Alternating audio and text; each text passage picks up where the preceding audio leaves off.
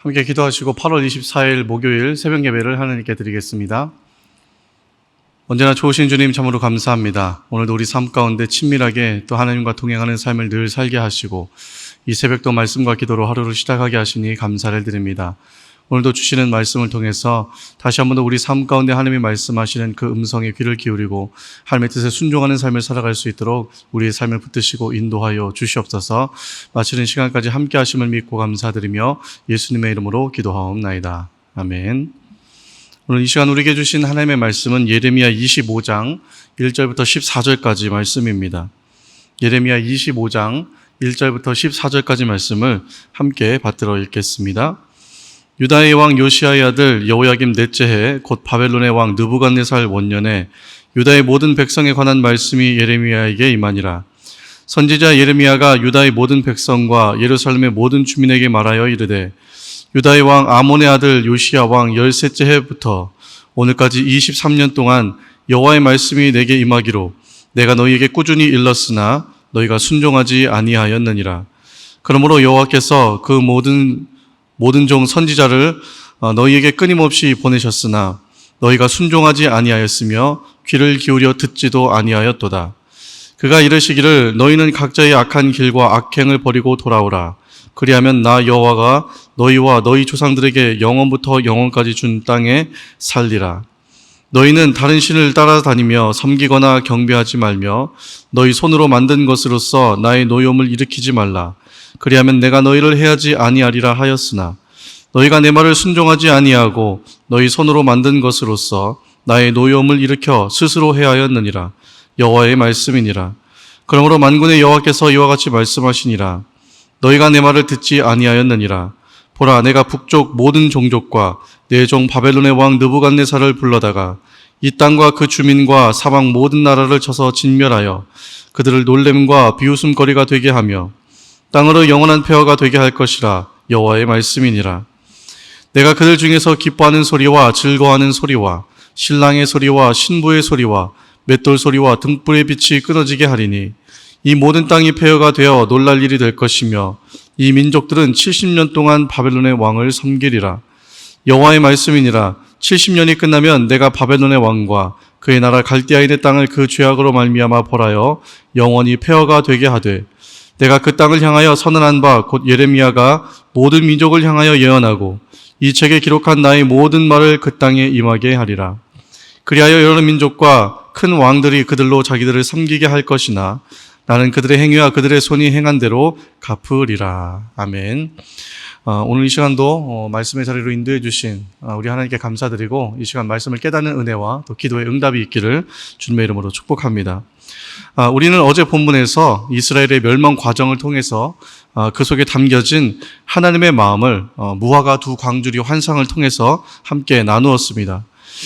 고통의 시간에도 그 안에는 반드시 하나님의 숨겨진 뜻과 계획이 있습니다.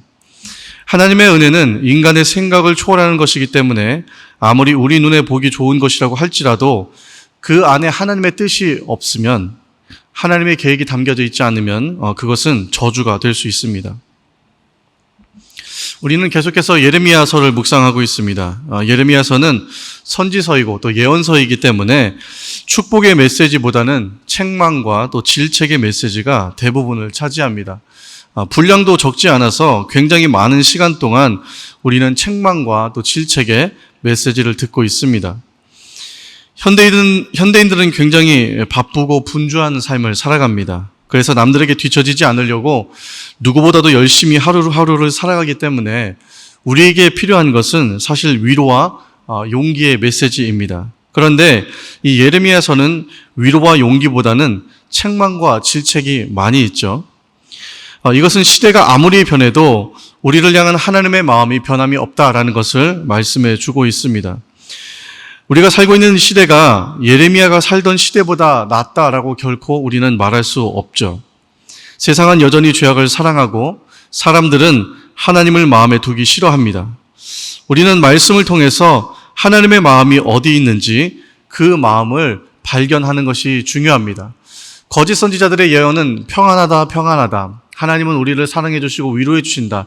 결코 너희에게 심판은 다가오지 않을 것이다. 그렇게 거짓 선지자들은 예언하지만 참 하나님의 선지자들은 마음이 아프고 괴롭다 할지라도 하나님께서 우리를 향하신 그 마음을 아주 분명하게 전하고 있는 것을 우리는 발견할 수 있습니다. 하나님은 오늘도 우리에게 계속해서 말씀하십니다. 죄악을 버리고 돌아오라. 회개하고 돌이키라. 그렇게 말씀합니다. 하지만 사람들은 여전히 하나님의 말씀을 마음에 두기 싫어합니다. 부모님들이 자녀들을 키울 때 자녀들의 행동에 대해서 일정한 테두리를 정해주죠. 이것은 해도 되고 이것은 하면 안 되고 그렇게 아이들에게 일정한 행동의 테두리를 정해줍니다. 그러나 아이들은 어떻습니까? 부모님의 말 듣기를 싫어하죠. 그 말을 듣는 것보다 자기 마음대로 행동하는 것을 더 좋아합니다. 오늘 1절부터 4절 말씀을 함께 보겠습니다. 유다의 왕 요시아의 아들 여호야김 넷째 해 곧 바벨론의 왕 느부갓네살 원년에 유다의 모든 백성에 관한 말씀이 예레미야에게 임하니라. 선지자 예레미야가 유다의 모든 백성과 예루살렘의 모든 주민에게 말하여 이르되 유다의 왕 아몬의 아들 요시야 왕 13째 해부터 오늘까지 23년 동안 여호와의 말씀이 내게 임하기로 내가 너희에게 꾸준히 일렀으나 너희가 순종하지 아니하였느니라. 그러므로 여호와께서 그의 모든 종 선지자들을 너희에게 끊임없이 보내셨으나 너희가 순종하지 아니하였으며 귀를 기울여 듣지도 아니하였도다. 아멘. 갑자기 시대를 거슬러 올라가죠. 어제 본문에는 여호야김의 아들 여고냐 시대였는데 오늘 본문은 요시야 아들 여호야김의 넷째 해, 즉 느부갓네살의 원년이다. 이렇게 이야기가 시작이 됩니다. 이 예언이 12번째 예언인데 10번째 예언과 11번째 예언보다 시기적으로는 먼저 선포가 됐죠. 그렇지만 뒤에 기록한 이유는 이 12편의 예언 가운데 가장 핵심적인 내용이 담겨 있기 때문이라고 많은 신학자들과 주석가들이 기록을 하고 있습니다. 핵심은 이것인데요. 요시야 왕 13년부터 오늘까지 23년 동안을 하나님의 말씀을 외쳤지만 이스라엘 백성들이 듣지 않았다라는 겁니다. 4절 말씀에 보면 너희가 순종하지도 아니하였으며 귀를 기울여 듣지도 아니하였도다 이렇게 말씀하고 계시죠. 순종하지도 않고 귀를 기울여 듣지도 않았다고 하는 표현은 우리가 생각하는 것 그 이상으로 절대적인 완강함 그리고 매우 강한 부정의 뉘앙스를 가지고 있는 말을 표현한 것입니다. 너희가 하나님의 말씀을 아주 결단코 그냥 그토록 듣지 않았다. 다른 말로 얘기하면 아주 독하게 거부하고 있다라는 그런 표현입니다. 여러분 예수님께서도 우리에게 그렇게 말씀하셨죠. 어린아이와 같지 아니하면 결단코 천국에 들어가지 못하리라. 여기서 결단코는 무엇을 의미합니까? 절대로 들어갈 수 없다. 그 강조법과 같은 것이죠. 결단코는 매우 강한 부정인데 하나님의 말씀 듣기를 그토록 거부했다는 거죠. 결단코 듣지 않고 아주 독하게 외면했다는 겁니다. 이것은 단순히 우리가 지인에게 조언을 흘려듣는 정도가 아니죠. 예를 들어서 우리가 누군가 여행을 갈 때 조언을 해줄 수 있지 않습니까? 그쪽으로 여행을 가거든 그 식당에는 꼭 가봐. 거기는 정말 좋은 맛집이야. 그렇게 혹은 또 우리가 길 안내를 받을 때가 있습니다. 그 길을 갈 때는 이 방향으로 가봐. 그러면 그쪽 길은 사람도 적고 신호도 적고 훨씬 덜 붐비고 좋아.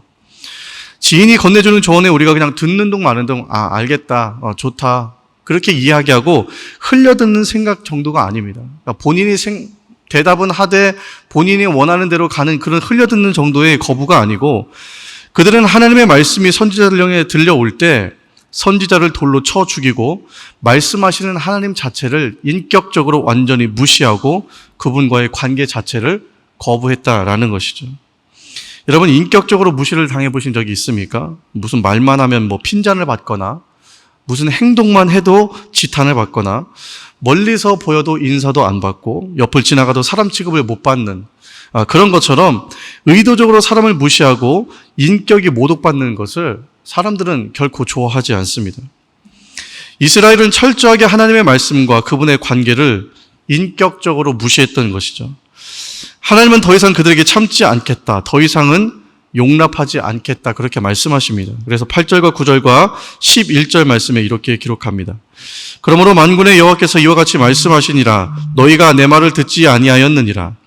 보라 내가 북쪽 모든 종족과 내 종 바벨론의 왕 느부갓네살을 불러다가 이 땅과 그 주민과 사방 모든 나라를 쳐서 진멸하여 그들을 놀램과 비웃음거리가 되게 하며 땅으로 영원한 폐허가 되게 할 것이라. 여호와의 말씀이니라. 11절입니다.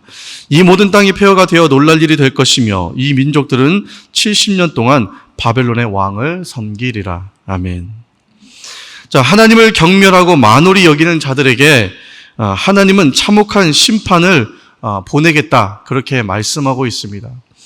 하나님을 경외하지도 않고 그 인격적인 관계를 무시하는 자들에게는 하나님의 심판은 피할 수 없는 아주 필연적인 결과인 것입니다. 여러분은 어떻습니까? 저와 여러분은 어떨까요? 우리는 하나님의 말씀을 듣고 또 말하고 전하고 또 가르치기도 하지만 실제로 하나님이 주시는 음성에 우리는 어떻게 반응하고 있습니까? 대부분은 하나님의 말씀이 맞지만, 하나님의 말씀에 대해서 공감하지만 이번만큼은 다릅니다, 이렇게 이야기하죠. 죄를 사랑하는 인간의 특징이에요. 하나님의 말씀이 맞지만 그 말씀을 따르지 않습니다. 그냥 한 귀로 듣고 한 귀로 흘려버리는 것이죠. 여러분, 선지자로 부름을 받는다는 것은 어떤 것일까요? 말씀을 외쳐도 듣지 않고 마음을 돌이키지 않는 자들에게 끊임없이 심판과 또 회복의 메시지를 전해야 했습니다. 예레미야는 수차례 돌로 맞고 또 구덩이에 갇히기도 하고 여러 가지 어려움들을 많이 당했죠. 사람들에게 외면받고. 그래도 하나님의 말씀을 전했습니다.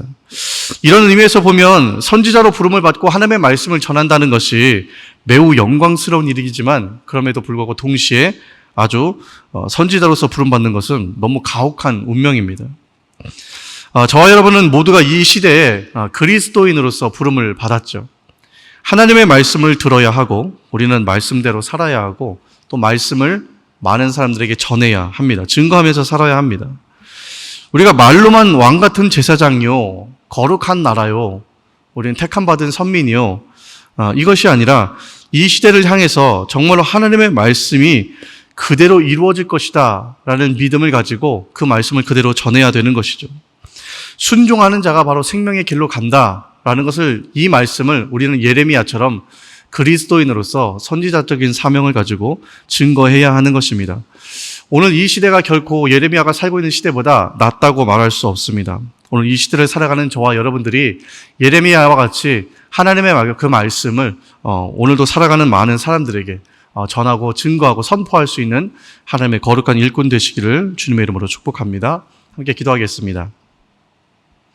날마다 우리에게 사랑과 은혜를 베풀어 주시는 아버지 하나님, 참으로 감사를 드립니다. 오늘도 이 들려주시는 귀한 말씀을 통하여서 다시 한번 더 우리가 우리의 마음이 어디에 있는지, 또 우리가 말씀을 들으면서 하나님의 마음을 어떻게 이해하고 있는지 살펴보고 알아가는 귀한 시간 되도록 인도하여 주시옵소서.